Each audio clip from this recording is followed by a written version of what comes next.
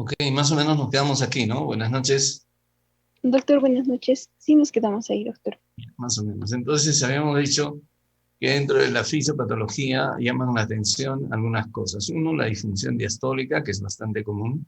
En esto debido a dos cosas, a la hipertrofia ventricular izquierda, que hace que el ventrículo izquierdo sea sumamente rígido, a la hipertrofia ventricular, que hace que el ventrículo sea sumamente rígido, y dos, a la reducción de la cavidad ventricular, ¿no es cierto? Todo eso contribuye a la disfunción de tipo diastólico que presentan este tipo de pacientes. La otra característica es algo que ya habíamos mencionado el día de ayer, la hipercontractilidad, debido a dos cosas fundamentalmente, a un aumento de la sensibilidad al calcio y a un aumento de la actividad mitocondrial. De modo que estos pacientes muestran una hipercontractilidad. Y el otro efecto que siempre ha llamado la atención es la obstrucción del tracto de salida del ventrículo izquierdo, el cual se debe a fuerzas de arrastre, no a fuerzas de aspiración, al efecto Venturi que se produce a nivel del tracto de salida del ventrículo izquierdo. Este efecto Venturi ejerce una fuerza de arrastre sobre la valva septal de la válvula mitral, atrayéndola hacia el septum hipertrófico, produciendo, como ustedes ven aquí, una obstrucción del tracto de salida del ventrículo izquierdo, y eso se conoce como SAN, como movimiento sistólico anterior de la valva septal de la válvula mitral. SAM son las siglas en inglés. La obstrucción se puede verificar en reposo hasta en el 30% de los pacientes y durante el esfuerzo en otro 30% más, de manera que la obstrucción se ve aproximadamente entre 60 a 2/3 de los casos de los pacientes con cardiomiopatía hipertrófica. Desde el punto de vista clínico, ¿no? La cardiomiopatía hipertrófica es la principal causa de muerte cardiovascular, la principal causa de muerte cardiovascular en pacientes jóvenes y especialmente en deportistas profesionales, como ya vemos aquí, ¿no? Ya les expliqué la anécdota de Antonio Puerto, un jugador del Valencia. Ahora el nombre del estadio del Valencia lleva este nombre, está dedicado a él. Este es su electrocardiograma en el momento en que le dio el paro, ¿no? Como ven ustedes, hay fibrilación auricular, le dan shock, lo resucitan, pero solo fallece unos cuantos días después. Esto es lo que pasó, no sé si se acuerdan, en el jugador de Cristal en Urcos, por eso reclamaban el desfibrilador que nunca llegó y el niño y el joven murió. Cuando auscultamos al paciente, lo que llama poderosamente la atención es el soplo mesosistólico a nivel de foco aórtico. Y característicamente este soplo mesosistólico no se irradia hacia las carótidas o su irradiación a las carótidas es escasa, ¿no? Generalmente se irradia mejor hacia lo largo del borde paraesternal izquierdo. Otra cosa que debemos tener en cuenta es que la auscultación de este soplo mejora con todas aquellas maniobras que reduzcan la precarga, como por ejemplo auscultar al paciente de pie o durante la fase de tensión de la maniobra de Valsalva o con el uso de en todas aquellas maniobras que también reduzcan la poscarga o aumenten la contractilidad, mejoran la auscultación, como por ejemplo el uso de vasodilatadores o algunas drogas que puedan aumentar la contractilidad, que de hecho resultan contraindicadas en esta cardiomiopatía, como la digoxina, por ejemplo. Todas aquellas otras maniobras que aumenten la poscarga o aumenten la precarga, reducen la intensidad del soplo, ¿no? Entonces, por ejemplo, si usamos vasoconstrictores o aumenta la presión arterial, reduce la intensidad del soplo. Si nos juntamos echado, aumentamos la precarga y reduce la intensidad del soplo. Si lo juntamos de cuclillas, lo mismo, aumenta la precarga y reduce la intensidad del soplo. Entonces, todas aquellas maniobras que reduzcan pre y poscarga aumentan la intensidad del soplo. Mientras que aquellas maniobras que aumenten pre y poscarga reducen la intensidad del soplo. Es común que encontremos un cuarto ruido cardíaco, especialmente debido a la disfunción de tipo diastólico, a la rigidez que se produce debido a la hipertrofia. El tercer ruido, más bien, no es frecuente, aunque la cardiomiopatía hipertrófica puede evolucionar hacia cardiomiopatía dilatada, porque como hemos mencionado ayer, existe apoptosis, existe fibrosis, existe isquemia en esta cardiomiopatía, entonces puede evolucionar hacia cardiomiopatía dilatada y en ese caso podemos encontrar tercer ruido y ya como evidencia de disfunción de tipo sistólico. Y esta disfunción no es característica en los pacientes con cardiomiopatía hipertrófica, más bien diríamos que sí hay disfunción de tipo sistólico, pero no en cuanto a la reducción de la contractilidad, sino más bien en lo referido al aumento de la contractilidad. En el diagnóstico, aparte de que tenemos que sospechar la presencia de cardiomiopatía dilatada en los antecedentes familiares que pueda tener una persona, como por ejemplo muerte súbita en la familia, edad muy precoz, ¿no es cierto? Cardiomiopatía hipertrófica, muerte súbita de edad muy precoz, ese es un antecedente importante, ¿no? Muy importante. Y luego el examen físico, si hasta 2/3 presentan soplo, lo que llama la atención es el soplo. El electrocardiograma, hasta en el 15% pueden ser normales, en el 15% de casos. Cuando hay anormalidades encontramos ondas Q, ¿no? Que simulan infarto, pero en realidad son zonas de fibrosis, zonas de inactividad eléctrica. Estas ondas Q son más frecuentes en 2,3 ABF y de B2 a B6 y puede relacionarse con el balance de fuerzas eléctricas que emanan del ventrículo izquierdo en contraparte con el ventrículo derecho. El eje eléctrico suele ser anormal, está desviado hacia la izquierda. Es muy frecuente que encontremos extrasístoles ventriculares o episodios cortos de taquicardia ventricular no sostenida.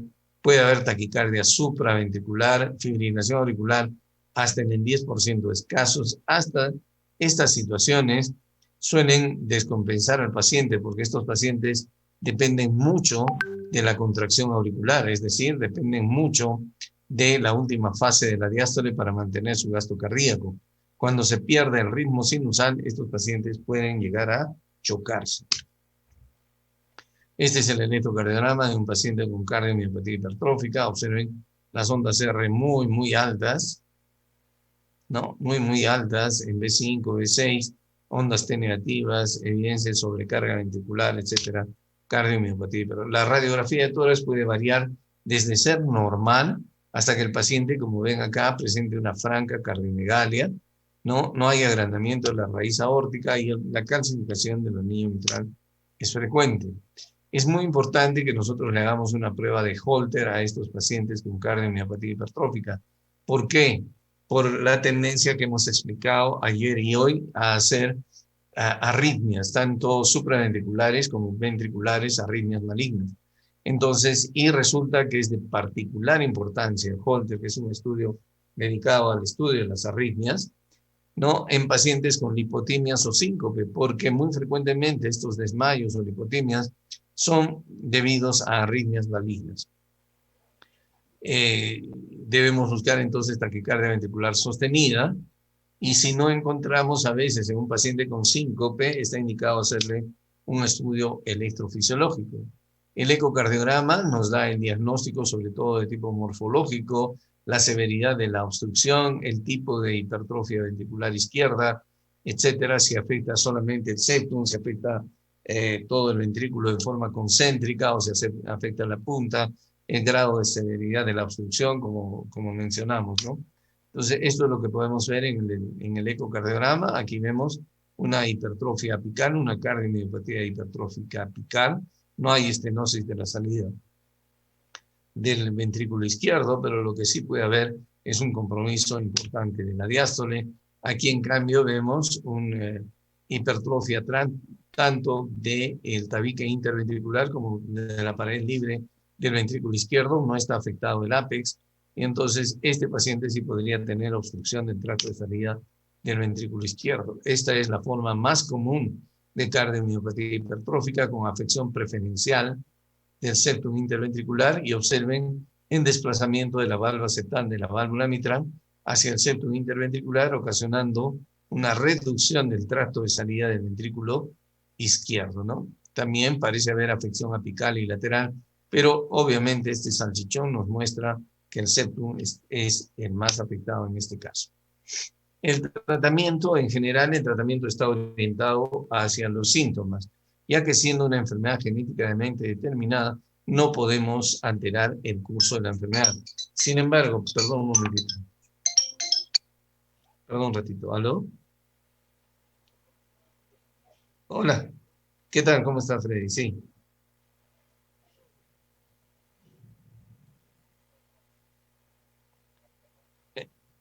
Ya, genial. Entonces, como usted prefiera, si quiere lo guarda o me lo lleva al consultorio. Solo que qué, sí.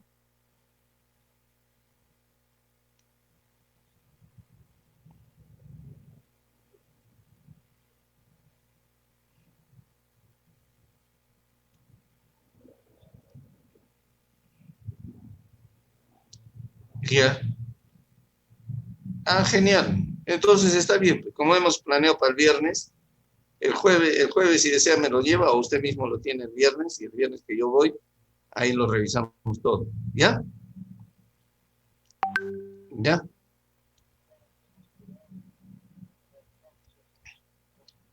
Perfecto, perfecto. Me alegro mucho. Ya, me alegro mucho. No hay problema. No, encantado. Para servirlo. Hasta luego. Que le vaya bien. Igualmente. Hasta luego. Bien, entonces, como les decía, el tratamiento de la cardiomiopatía hipertrófica es básicamente sintomático porque al ser una cardiomiopatía genéticamente determinada, pues no podemos tratar la etiología. Y entonces se tratan los pacientes que están sintomáticos, algunos pueden estar asintomáticos. Y también, como les dije, es una enfermedad que tiene incompleta penetrancia y dependencia de la edad. La incompleta penetrancia se refiere a que no todos los portadores del gen anómalo hacen la enfermedad. Y la dependencia de la edad se refiere, como ya les manifesté también, al hecho de que la mayoría de las personas desarrollan la enfermedad entre la tercera a cuarta década de la vida y cuando ocurre así, el pronóstico en general es similar al de la población en general. Una vez que el paciente desarrolla síntomas, ¿y qué síntomas suele desarrollar el paciente? En general, el paciente suele desarrollar los síntomas que hemos mencionado, que son comunes a todas las cardiomiopatías, y lo primero que desarrollan son intolerancia al esfuerzo, ¿no? Después pueden desarrollar angina, dolor torácico, hasta un cuadro de insuficiencia cardíaca de tipo diastólico, etc. Cuando así desarrollan síntomas, los pacientes, los pacientes deben ser sometidos a los tratamientos que están probados para esto. Y dentro de los tratamientos probados para estos pacientes está el uso de beta bloqueadores, ¿no? El uso de beta bloqueadores, así como de calcio antagonistas, tipo diltiazem y verapamil, muestran mejoría hasta en cerca del 70% de los casos. Entonces, ¿por qué? Porque producimos bradicardia y al producir bradicardia, entonces disminuimos la gradiente, ¿no es cierto?, del fenómeno obstructivo, tenemos un efecto inotrópico negativo y también disminuimos de esta forma el consumo miocárdico de oxígeno y también el fenómeno obstructivo, ¿no? Bien, entonces los antagonistas del calcio, tipo de diltiazem o verapamil, tienen el mismo efecto sobre esta cardiomiopatía y hasta cerca del 70% de los pacientes mejoran, ¿no? Como dicen las guías, entonces, para pacientes con cardiomiopatía hipertrófica, se recomienda tratar las comorbilidades, hipertensión, hiperlipidemia, etcétera, ¿no? El ejercicio aeróbico de baja intensidad es razonable, todavía no se recomienda el uso de, o que puedan hacer deporte competitivo, porque los pacientes tienden a fallecer. Se tiene que hacer una muy buena evaluación. Algunas guías en la actualidad dicen que ya se podría permitir el deporte competitivo, pero bajo una muy buena evaluación. Yo, la verdad, no me arriesgaría a darle permiso sabiendo que hay gente que se ha muerto siendo deportista profesional. La utilidad de los beta bloqueadores y de los calcio antagonistas, ¿no es cierto?, no está bien establecida para el manejo de los pacientes asintomáticos, con o sin obstrucción. De modo que no le debemos dar al paciente estas drogas si está asintomático. Cuando tiene síntomas, sí, ¿no? Es lo que dice aquí, clase 1, los beta bloqueadores están recomendando para el tratamiento de los síntomas y de la disnea, ¿no? También el verapamil y el diltiazem se recomienda para tratar los síntomas, angina y disnea. Entonces, cuando el paciente está asintomático, no hay por qué medicarlo. Si el paciente tiene síntomas como intolerancia al esfuerzo, angina, disnea, etcétera, sí hay que, podemos tratarlo. Ocasionalmente se puede adicionar a estas drogas la disopiramida, que es un antiarrítmico con un potente efecto inotrópico para mejorar los síntomas de los pacientes, ¿no? para mejorar los síntomas de los pacientes. Ok, el 5% de los pacientes no responde al tratamiento que estamos planteando. Es decir, el 5% de pacientes no responde ni a beta bloqueo, ni al uso de calcio antagonistas tipo de Indocin o de Verapamil, ni a disopiramida. Y en eso se puede plantear la destrucción del septum interventricular. El septum interventricular se puede destruir, hacer un proceso que se llama de ablación con alcohol, es decir, se inyectan burbujas de alcohol en las ramas de la descendente anterior, que como ustedes saben es la arteria que irriga el septum interventricular. En otras palabras, se producen infartos, ¿no? Infartos, estos son infartos, digamos, terapéuticos, pequeños infartos terapéuticos producidos por en la inserción de estas burbujas de alcohol en los pacientes con la intención de reducir el tamaño y el grosor del septum. Este procedimiento todavía no está estandarizado y ha quedado relegado un poco al hecho de que el paciente no quiera someterse al tratamiento de elección de la cardiomiopatía hipertrófica. ¿Cuál es? Es la cardiomiomectomía o la miomectomía septal. Lo cierto es que este procedimiento se puede hacer si el paciente quiere y es efectivo. Observen aquí, esta es una ecocardiografía de un paciente con cardiomiopatía hipertrófica previo a la ablación septal y observen que posablación septal cómo se reduce el grosor del septum, sobre todo hasta esta parte, ¿no? Se reduce el grosor del septum interventricular. Como algunos decían, como el problema es el desplazamiento de la válvula septal, ¿por qué no cambiamos la válvula, que además se complica con insuficiencia mitral? ¿Por qué no hacemos un reemplazo valvular y problema solucionado? Pues esto resultó que no era así, no funcionó el tratamiento y los pacientes no resultaron beneficiados con esta terapéutica. Otras personas dijo, si los bradicardizamos medicamentosamente, ¿por qué no controlamos la frecuencia cardíaca? Le quemamos el nodo auriculoventricular, le ponemos marcapaso y controlamos la frecuencia cardíaca. Y así fueron, les pusieron marcapaso tricameral, el marcapaso TDD, y resulta que esto tampoco funcionó. Entonces, el uso de marcapasos, el reemplazo de la válvula mitral, no son alternativas terapéuticas en los pacientes con cardiomiopatía hipertrófica. De hecho, la insuficiencia mitral en los pacientes con cardiomiopatía hipertrófica se cura después de la miomectomía. El tratamiento de elección, entonces, en ese pequeño grupo, en ese pequeño 5% de los pacientes que no mejoran a pesar del tratamiento médico o cuyos síntomas no mejoran a pesar del tratamiento médico, es la miomectomía, ¿no? Que consiste en una extirpación quirúrgica de una porción del septum interventricular. Cuando yo era residente, esta era una cirugía de muy alta peligrosidad, de muy alto riesgo. En la actualidad, en sitios o en centros especializados y desarrollados por cirujanos bien entrenados, esto resulta el tratamiento de elección y con una mortalidad relativamente aceptable. Entonces, la reducción de la terapia debe ser realizada solamente por operadores experimentados, ¿no es cierto? En pacientes que sean elegibles y que sean, como dicen aquí, como les he manifestado, refractarios al tratamiento medicamentoso, ¿no? Entonces, eso en primer lugar. El reemplazo valvular no debería ser desarrollado, y no hay beneficio con la implantación de marcapasos con el propósito de reducir la gradiente. No existe, ¿no? Ni para liberar los síntomas. Entonces, el marcapaso se puede poner en un paciente con cardiomiopatía hipertrófica siempre y cuando lo necesite, es decir, si tiene fenómenos de bloqueo auriculoventricular o trastornos de conducción. Hemos dicho que los pacientes en esta cardiomiopatía, en la cardiomiopatía hipertrófica, están predispuestos a sufrir de muerte súbita. Eso lo acabamos de mencionar. Y entonces debemos de escoger cuáles son aquellos pacientes que tienen alto riesgo de sufrir un evento de muerte súbita.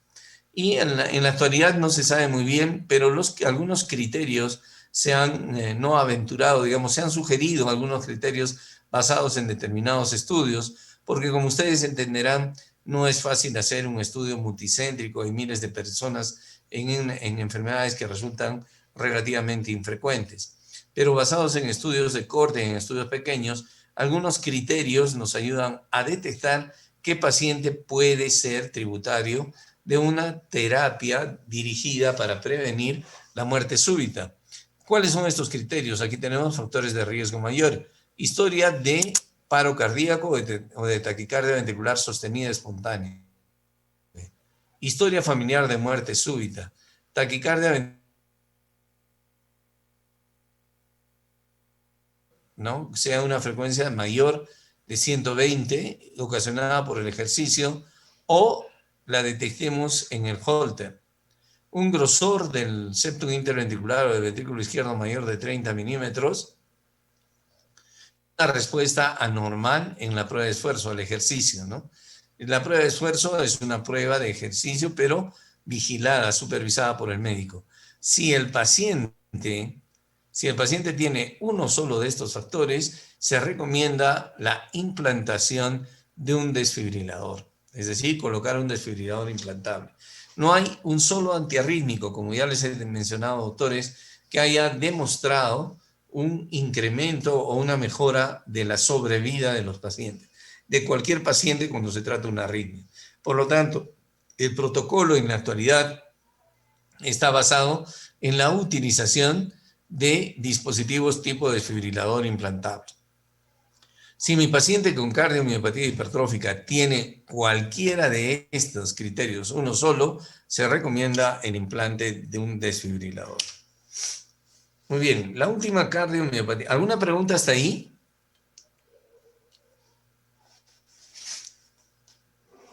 ¿Alguna pregunta?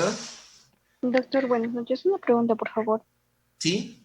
Mm, ¿Pueden existir personas, por ejemplo, adultos mayores, digamos, de más de 65 años, con cardiomio hipertrófica y asociado a una hipertensión arterial? Y respecto a esto, ¿los calciantagonistas de tipo diltiazem o verapamil están contraindicados, doctor? ¿O cómo Ya, esa sería es en una ese buena caso? pregunta. Muy buena pregunta. Eso puede dar a una serie digamos, de respuestas, ¿no? Entonces, en primer lugar, la hipertensión sí produce hipertrofia ventricular izquierda, ¿no? Pero no produce cardiomiopatía hipertrófica. Hemos visto ayer la diferencia entre la hipertrofia producida por la hipertensión arterial y la hipertrofia de la cardiomiopatía hipertrófica. Sin embargo, entiendo su preocupación. Su preocupación es decir, tengo un paciente mayor con cardiomiopatía hipertrófica y además es hipertenso, ¿cierto? Y el doctor Gamion me ha dicho que no debo usar diltiazem o verapamil en estos pacientes porque los bradicardizo, ¿cierto? Sí, doctor. A eso va orientado su pregunta, ¿cierto? ¿O Sí, no? ¿O le he doctor. entendido mal? No, sí, sí está bien, doctor. Ya, perfecto. Entonces, la idea cuando eh, que hay que tener cuidado con esas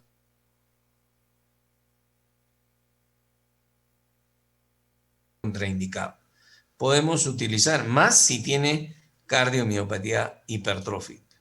Obviamente, si el paciente hace una bradicardia severa o un bloqueo auriculoventricular, pues no utilizaremos eso y trataremos de utilizar otras drogas para el manejo de su hipertensión. Pero en todo caso, es muy importante que estos pacientes con cardiomiopatía hipertrófica tiendan más bien a la bradicardia antes que a la taquicardia. Entonces, es tranquilizador tenerlos por debajo de 60 latidos por minuto, pero en general por encima de 50 latidos por minuto. La bradicardia que debe preocuparnos, si se los puedo adelantar, es aquella bradicardia en la cual el paciente tiene 40 latidos por minuto o menos estando despierto. Si tiene más de 40 latidos por minuto estando despierto, estamos tranquilos, no hay mayor problema. ¿Está claro? Sí, doctor, gracias. Ok. ¿Alguna otra pregunta? Doctor, una pregunta, disculpe. Hola, sí. Doctor, ¿en qué cambia el curso de las arritmias en estos pacientes que se sometan a una miomectomía o, por ejemplo, hagan lo que les mencionó de la pared interventricular, doctor. ¿Cambia Muy algo? buena pregunta. No, las arritmias se siguen presentando, doctor, porque no cambia el músculo. Lo único que usted cuando hace si usted, digamos, va a ser un excelente cirujano cardiovascular, hace una miomectomía del septo interventricular de una cardiomiopatía hipertrófica, lo único que reduce ahí es el gradiente, es la obstrucción del trato de salida del ventrículo izquierdo y mejora la insuficiencia mitral. Pero histopatológicamente el ventrículo sigue siendo el mismo. O sea, sigue habiendo desorden, sigue habiendo fibrosis, sigue habiendo isquemia. Eso es lo que no podemos reducir. Entonces, el manejo de las arritmias va por otro lado. Si su pregunta es, ¿incide la miomectomía en una reducción de la presencia de arritmias? La respuesta es no. Probablemente incluso aparezcan más arritmias. De repente incluso pueden aparecer bloqueos auriculoventriculares, porque se puede usted llevar el nodo auriculoventricular en la cirugía y el paciente termine utilizando marcapaso, ¿no? Pero en este caso el marcapaso estaría siendo utilizado para tratar el bloqueo auriculoventricular y no para tratar la obstrucción, que para eso no está indicado. Gracias, doctor. ¿De qué, doctor?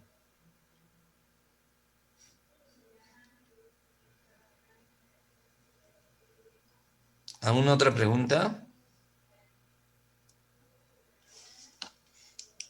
Ok. Nos queda 4 minutitos. Aprovecharemos eso. Me van a disculpar, aprovecharemos aunque sea esos 4 minutos. ¿Ya? Porque como llego tarde, y llego tarde porque se me complican las cosas, bueno, hay días en que he llegado también antes que ustedes. Muy bien. Empecemos a hablar de cardiomiopatía restrictiva. La cardiomiopatía restrictiva, de las 3 cardiomiopatías que vamos a tocar, es la menos frecuente. Es la menos frecuente. Y como hemos mencionado, la cardiomiopatía restrictiva tiene características que se sobreponen entre la cardiomiopatía hipertrófica y la cardiomiopatía dilatada, es decir, tiene un incremento del grosor de la pared ventricular, pero no tan significativo como en la cardiomiopatía hipertrófica, y tiene una dilatación de las cavidades ventriculares, pero no tan significativas como en la cardiomiopatía dilatada. Por otro lado, la fracción de eyección está comprometida en la cardiomiopatía restrictiva, pero no tanto como en la cardiomiopatía dilatada. Entonces, la fracción de eyección aquí puede ser de 30 al 50%. Lo que caracteriza a la cardiomiopatía restrictiva es la disfunción de tipo diastólico, es decir, la rigidez de las paredes ventriculares. Y desde el punto de vista morfológico, aparte de lo que acabamos de mencionar, lo que caracteriza a la cardiomiopatía dilatada es el notable crecimiento de ambas aurículas. A veces las aurículas están sumamente agrandadas, mucho más inclusive que los ventrículos, ¿no? Entonces, lo que caracteriza nuevamente, les repito, a la cardiomiopatía restrictiva es la disfunción de tipo diastólico, la incapacidad de los ventrículos de relajarse adecuadamente, de distenderse adecuadamente, debido a la presencia de paredes ventriculares sumamente rígidas, ¿no? La fracción de eyección, como les acabo de mencionar, es una fracción de eyección no tan reducida como en la cardiomiopatía dilatada, discretamente reducida entre 30 y 50%, y morfológicamente la dilatación auricular, biauricular, es importante. La dilatación ventricular generalmente no supera los 60 milímetros de mercurio, y la primera manifestación de la cardiomiopatía restrictiva desde el punto de vista clínico suele ser la intolerancia al ejercicio, así como ocurre en la cardiomiopatía dilatada y en la cardiomiopatía restrictiva y en la cardiomiopatía hipertrófica, ¿no? Después, una vez que aumentan las presiones de llenado, aparecen los signos y síntomas de insuficiencia cardíaca. Las presiones de llenado en esta cardiomiopatía son similares tanto en el ventrículo izquierdo como en el ventrículo derecho. Sin embargo, el aumento de la presión de llenado del ventrículo derecho tiene más repercusión hemodinámica, y por lo tanto la cardiomiopatía restrictiva, si bien es cierto, también tiene signos y síntomas de falla ventricular izquierda, conspicuamente o en forma muy importante tiene signos y síntomas de falla ventricular derecha. Es decir, hay una gran ingurgitación yugular, un pulso venoso caracterizado por colapso de onda Y, ¿no? Y por crecimiento de la onda A. Cuando existe la onda A y hay un colapso de la onda Y, también puede haber signo de Kussmaul positivo, cosa que se ve, por ejemplo, en la pericarditis constrictiva. Y lo otro es los signos de falla ventricular derecha, aparte de la irritación yugular con las características que les menciono, pues el paciente tiene hepatomegalia, ascitis, edema de miembros inferiores, pero especialmente también predomina la hepatomegalia, la ascitis y escaso edema de miembros inferiores. Muy bien, nos quedamos ahí y empezamos a hablar de cardiomiopatía.